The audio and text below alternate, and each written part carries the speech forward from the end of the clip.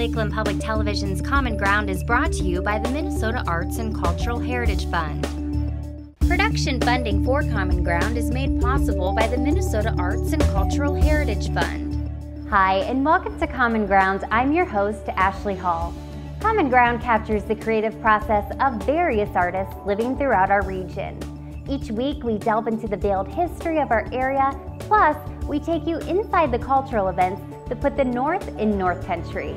On this week's episode of Common Ground, we give you part 2 of Kris Kristufek as he continues the building process on his custom rods by adding an artistic touch. Plus, we head to Merrifield where we meet Jeremy Knippel, a blacksmith who utilizes old blacksmith techniques to create beautiful ironwork accents for your home.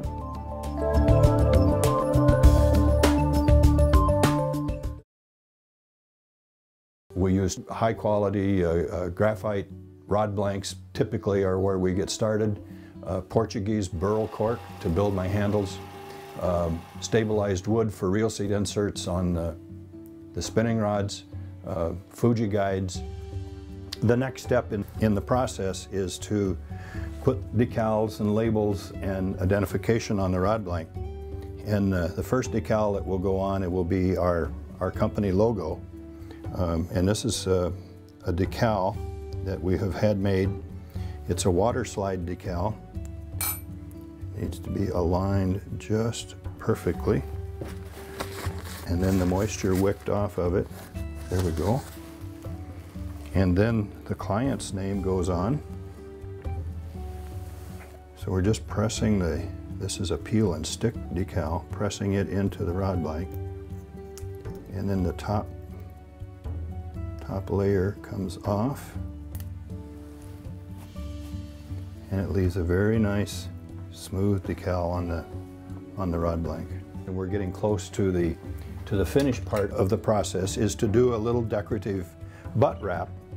It does nothing more than add aesthetic color and some decoration into the butt end of the rod. And I've already got this wrap started. Hopefully we'll be able to get this wrap finished.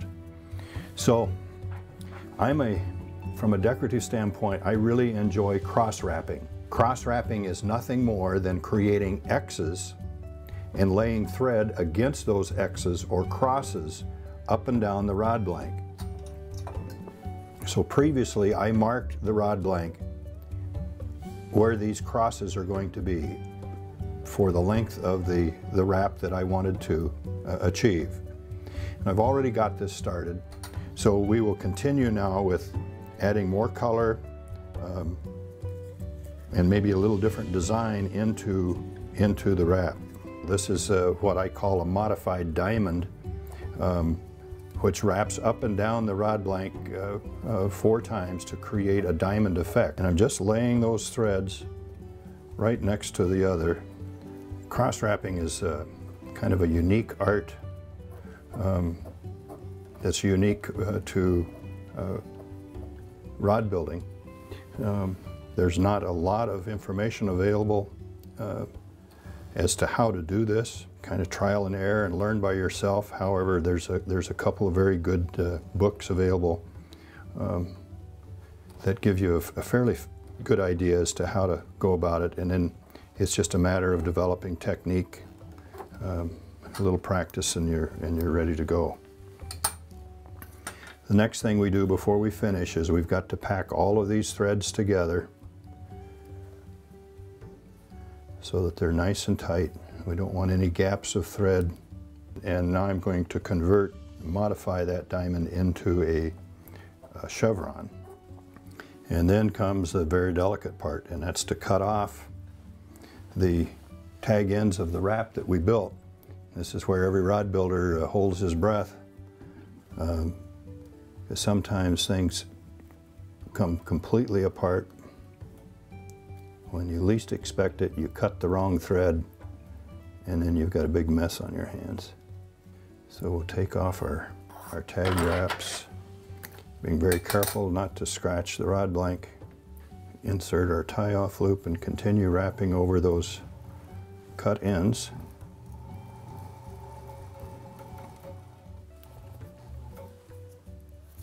Getting very close to being done with this rod. And the lady that's going to get this rod is going to be really tickled. She's going to be very pleased, not only with the colors that she chose, but the way the rod feels, the way it fishes. It'll be something that she'll treasure for a long time. So we'll add a little decorative trim band to the end of this wrap. There we go. The last step would be to finish then the rest of the coating of the rest of the thread wraps, and this rod is will be ready to go fishing. This is a fairly simple design. Some of the cross wraps can get very intricate, but we can make circles, squares, rectangles, hearts, all kinds of shapes by creating nothing more than these crosses. They're all done exactly the same, and then create an illusion by changing colors or direction of the thread as it lays on the rod blank. Here's kind of an intricate cross wrap that I have done. This is called a Soaring Eagle, and as you can see, there's all kinds of geometric designs. The wing of the eagle have dimension to it. His tail feathers have dimension. His head has a little dimension amongst a field of blue and in red and white.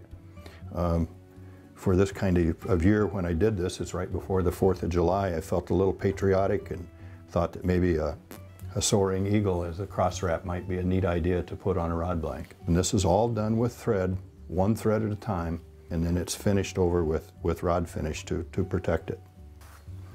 Here's another kind of neat wrap. This is a Thunderbird, again with a field of blue, the Thunderbird, and then a mathematical color change wrap going from oranges and reds to purples and then fading into a very dark color. Kind of an interesting wrap. This is without question the most difficult wrap that I have ever done. This particular wrap between my thumbs took me about 24 hours to complete. It is a pattern. I could duplicate it, but it is so intricate and so involved that I really have no desire to do it again. This particular rod and that wrap helped me win a first place prize in a rod builders contest. This rod's got a lot of stuff on it, from feathers to cubic zirconium to mother of pearl and nickel silver, some aphazelia lay wood that came from Cambodia. It has 3 different rings in it, a mood ring, the nickel silver and mother of pearl ring, and it also has a toe ring to just give it a little pizzazz, a little something different. Here's another nice wrap. It shows how you can curve threads. Again, this is all cross wrapping. Everything is done exactly the same, but it becomes an optical illusion based on adding or subtracting threads in that cross wrap to create a little curved portion of that wrap. And then it was framed with a diamond. And then of course the Patriotic Wrap, the American flag, again is a cross wrap. There are of course 7 red stripes and 6 white stripes in the American flag in a field of blue. And we've done all of that with cross wrapping, wrapping one thread against the other to create an American flag, and then outlined it in black in order to create the flag itself. Put a little field of gold around it to give it another little frame. That's a very attractive wrap as well. Another thing that we can do with rods is inlay feathers, or coins or symbols, abalone shell. But I enjoy doing feather inlays using exotic bird feathers to create designs. Rod building is a very gratifying hobby, and it's something that nearly everyone can partake in and enjoy. You don't have to have a lot of fancy equipment. It can be very modest. A homemade wrapper is what you need to hold a rod blank, and a spool of thread and some guides, a cork handle. You can go about making a very, very nice rod yourself without having to spend a great deal of money, and certainly build a better rod after a bit of experience than what you can buy in the sporting goods store. Not that rods in the sporting goods store are not good. They certainly are. They will catch fish. But something that you build yourself gives you a little self-satisfaction and some pride. You know, it really is a neat thing. Hi, this is Jeremy Knippel. I do blacksmithing, decorative and functional. What I'm going to start out today doing is showing a little bit on how to texture some metal, and what we'll end up with is a door grill that will go cover a window on a door, on an entry door. We'll start out by taking a couple of pieces of metal and putting them in the fire and getting them heated up so that they're red hot. Then we can hammer them and texture them. Well, I've been doing metal work for about 20 years and doing some blacksmithing stuff for probably close to 10 or a little more. It just kind of evolved from doing portable welding and fabricating, and every now and then I'd get a call for some decorative stuff, and so I would end up coming up with a way to do it, and then just started setting stuff up for doing some better decorative blacksmithing. Of course, I've worked with metal for so long that it is kind of very similar process. It's just that this particular stuff is a little more visible. Instead of fabricating a big framework to hold some beams and then having it covered up with a bunch of timber or roof. Well, this is actual blacksmithing coal. It's a little bit more refined coal than like your heating coal. You'll see some smoke there. That what that is, that's green coal that's burning and burning some of the impurities out of it, which is turning into coke, and the coke actually is what creates the fuel. There's an electric blower in the back, and this actually acts like a throttle. When I pull it back, it cuts off the air. When I push it forward, that gives it basically a draft like a fireplace. Then with this style forge, this is a side draft design. So the fire is sitting out in the open, and then the chimney is off to the side. And just natural convection will draw the heat and smoke away up into the chimney. There's times where I can, sometimes if I'm working on some bigger stuff, I'll have the flames up into here, and it'll bend the flame at 90 degrees because it's drawing that much. This will actually get hot enough to actually melt the steel, which, you know, well up into the 2,000 degree mark, but I'm bringing this up to around the 1,500 range, just enough to get it hot enough so that you can see how it gets hot enough to start hammering.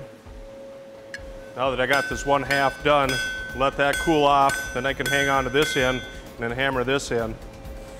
Blacksmithing actually has been around for, I don't know how many years. There's traces of it going way back into the Chinese and sword making and stuff like that, but in the 1800s they made, of course, the blacksmiths were the guys that shoed the horses and made the nails for building houses, and kind of were the fix-all of the community, which just about every community had a blacksmith. Everything is pretty much done the same way. People have just adapted a little bit different styles or tooling and stuff to make it decorative. Done a lot of different decorative hand railings in the area for some of the contractors. Unfortunately, it's not every house that has a need for metal ironwork, but once in a while you find one that the people have a little bit more of a rustic design or type house or a cabin that some metal work actually goes good in, and they want it, and then they have a place for it, and then it just kind of accents the house. Kind of nice to be able to do some ironwork that actually just kind of touches the whole house off and really makes people, when they first walk in, just go, wow, this is really cool. So being this piece is a little shorter and it's getting a little warm because basically the heat is confined into here. So the heat's starting to drop here. Now all of a sudden use a pair of tongs. And then what I got is a tong clip, and that basically just holds the tongs tight, and that way I don't have to grip so hard and really overwork myself on that. Unfortunately, blacksmithing really isn't a real fast moving hobby or job. I don't do a lot of high production stuff, so most of my stuff is kind of just a one of a kind, or maybe one or two parts. So it's hard to really get a real production line going like some other places that just do one item in and out. It's still amazing to be able to heat up a piece of metal and bend it around or shape it or move it wherever you want it and end up with something. Blacksmithing is basically like working with clay and stamping leather. You can form metal just like clay once it's red hot, or stamp it, punch it, do whatever just like you can leather. Just a little bit left on this one, we'll have all sides that are all textured. Then part way down the sides, on each side there'll be one area in here that actually gets a cut put in there when it's red hot, and then it gets drifted out to somewhat like a D shape, so it'll actually get a shape that's like this. And what that'll do is that'll bring that little bit of a narrow piece. When that gets drifted, that'll deform that out, so it'll have a little projection out here, but it'll have a D-shaped opening. And what that opening will be is when this framework that will enclose the window, there'll be some smaller pieces that come in and will get bent in and loop around that. And we'll get to that in a little while. All right, now we got all four sides are done. Now that we got the pieces all textured around the outside edges, now I'll come in and we'll heat these areas up, and I'll use a tool that will actually cut that when it's hot. Basically, it's a really sharp chisel type with a handle on it. And then what I'll do is I'll heat that up, and I'll come in and put that in the right spot where I want that to cut that. And I'll go over to a treadle hammer. Will actually do the hammering for me. Basically just got it cut now. Now I'll reheat it, and then we'll actually open that up. So then that'll actually bring that out to a little more of a wider profile there, and then a bigger opening for the future part that actually goes through it. So then to open that hole up, just took a piece of scrap, hammered it to the width that I need and the thickness, and basically just a little bit of a D shape, tapered on the front, so that'll actually start that hole, and then open that up, and then bump that out when I push it all the way through. See, and that way you end up with a really nice D-shaped opening that the other part will actually come through and hook around that part. We'll lock that down. This is what that grill is going to be like. Of course, this is the size of the window. And I'd hammer textured the parts here so that they've got the hammer marks on both sides of all the outer perimeter. And then I'd hot cut these, so then these got bubbled out. So the parts that I'll do now, they'll actually be a part that's a long piece. This will get hot cut all the way down. So I got roughly about 2 inches there. Then these will get spread open. One of these will get cut off because I won't need the length. But this end here will come in and wrap around this loop. So then that'll actually come in and separate, and then loop around each one of these loops. Sometimes the customer will have a design on hand or have an idea in their head what they want, and so I could work with that, or actually they'll kind of give me an idea of something that they're looking for, and then I'll actually help them design it, try to get the design to match the decor. So you can see it really doesn't take too much to cut that. A lot of times it takes longer to heat the part up than it does to actually do the process. That's going to be the mark where this side will actually get split. There's cut halfway, so that this part here will actually get removed. So then basically it'll be from this point down to here that it gets bent out, and then this full long one will get bent out to go all the way up to the top of the grill. So for the most part, it's kind of relaxing doing some of this. It's can be noisy at times, but other times it's you just hear a little blower, or else a lot of guys will just have a hand crank forge blower, and those are quieter yet.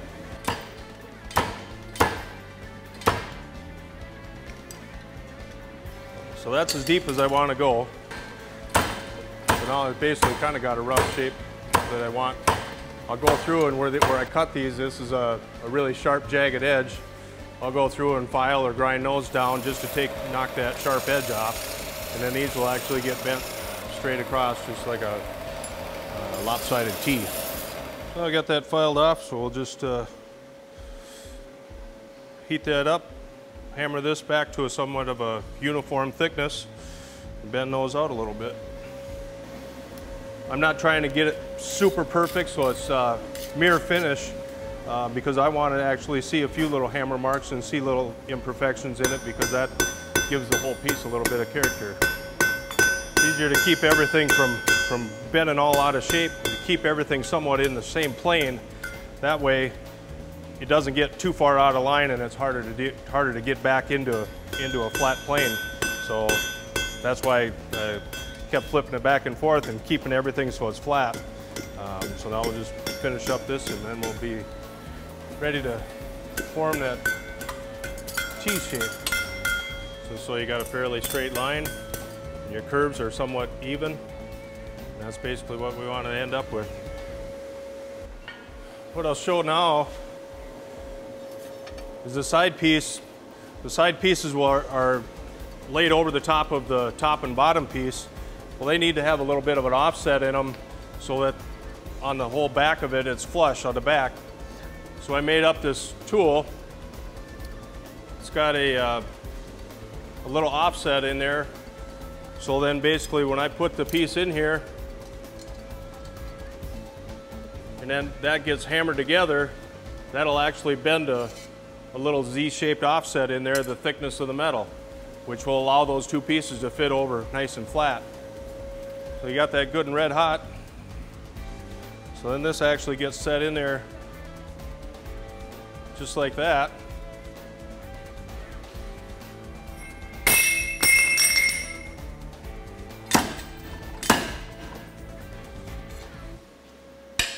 So then you end up with a little bit of an offset. That's just the thickness of the metal. So the other part sits so everything is flush on the back. I'll show you how to rivet. So this will we'll drill the holes and get things set up for a rivet. So we'll heat this up.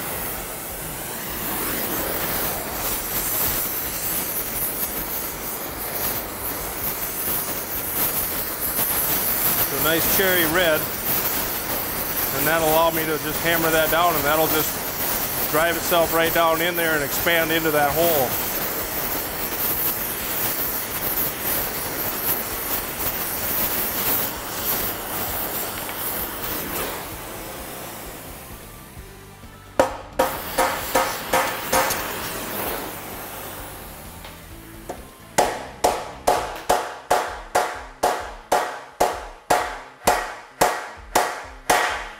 When I do a rivet, I like to drive it straight down, and once I get it down to the thickness, then I like to hit it on all four sides, and that gives it four nice facets on there. So then this piece here that I just got done forging,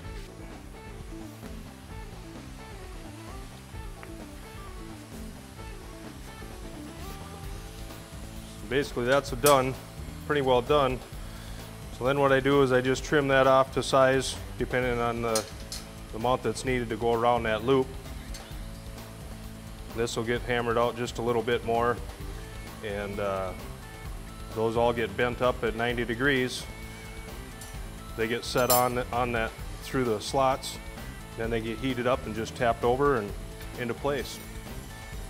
So when this gets put on the door, that'll make a nice decorative door grill.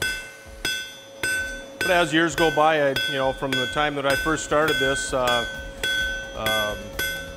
you start out with kind of some basic tooling, and then as your work develops, you develop more tooling to get more complicated designs or more intricate stuff that's involved.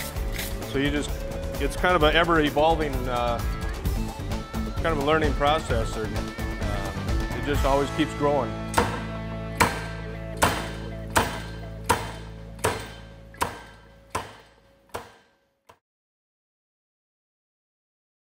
Thank you so much for joining us. We hope to see you next week right here on Common Ground. If you have a segment idea for Common Ground, please contact us at legacy@lptv.org or call us at 218-333-3022.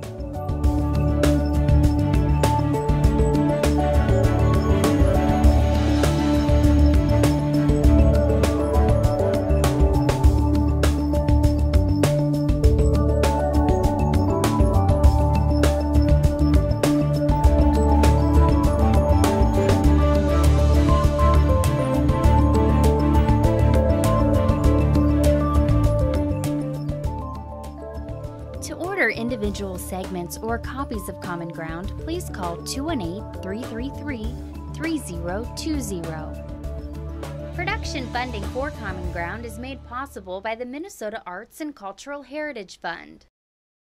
If you enjoyed this segment of Lakeland Public Television's Common Ground, consider making a contribution at lptv.org. If you have segment ideas pertaining to North Central Minnesota, contact us at legacy@lptv.org.